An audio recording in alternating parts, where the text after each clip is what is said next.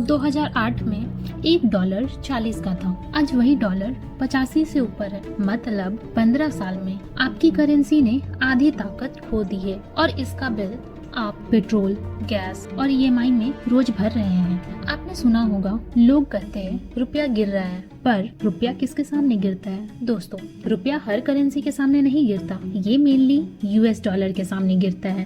कारण साफ है, क्योंकि तेल, डिफेंस, फॉरेन एजुकेशन और ट्रेड सब कुछ डॉलर में होता है। 1991 के बाद डॉलर ग्लोबल पावर बना और बाकी करेंसीज उनके साथ चलती है।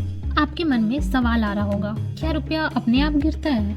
दोस्तों, रुपया कभी भी अपने आप नहीं गिरता। जब डॉलर की डिमांड बढ़ती है, तेल, सोना, इंपोर्ट्स महंगा हो जाता है और इंडिया उतना डॉलर नहीं कमा पाता, तो इम्बैलेंस होता है। सिंपल रूल, डिमांड ज्यादा यानी कि प्राइस ऊपर, यानी कि रुपया नीचे।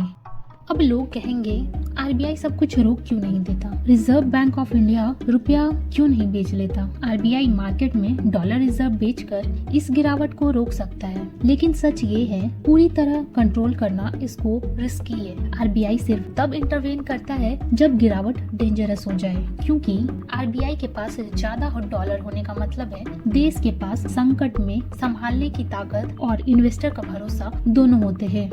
लेकिन आम आदमी पर इसका असर क्या होता है? वीक रुपी यानी कि इंपोर्ट महंगा, पेट्रोल, गैस, दवाइयाँ, इलेक्ट्रॉनिक्स सब कुछ कॉस्टली हो जाती है।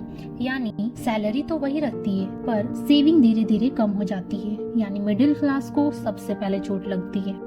अब हम इन्वेस्टर एंगल से समझते हैं। अब सुनिए इन्वेस्टर वाला सच। रुपया गिरना हर बार बुरी खबर नहीं होती। वीक रुपी का फायदा मिलता है IT companies, pharma exporters, software firms को, क्योंकि उनकी अर्निंग डॉलर में होती है और खर्च रुपये में। 2008, 2013, 2020 में रुपया गिरा और एक्सपोर्ट बेस्ड स्टॉक ने अच्छा रिटर्न दिया। दोस्तों, स्मार्ट इन्वेस्टर डरता नहीं है, सेक्टर बदलता है।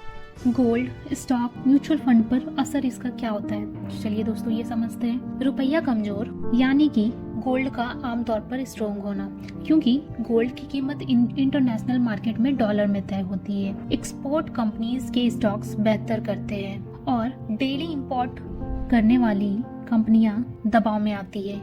इसलिए दोस्तों, पोर्टफोलियो को बैलेंस रखना सबसे जरूरी है। जब रुपया गिरता है, बोझ जेब पर पड़ता है, लेकिन समझ बढ़े तो वही गिरावट आपकी सबसे बड़ी ताकत बन सकती है। अगर आप सिर्फ न्यूज़ नहीं, उसका इम्पैक्ट भी समझना चाहते हैं तो लाइक करिए और सब्सक्राइब जरूर कीजिए।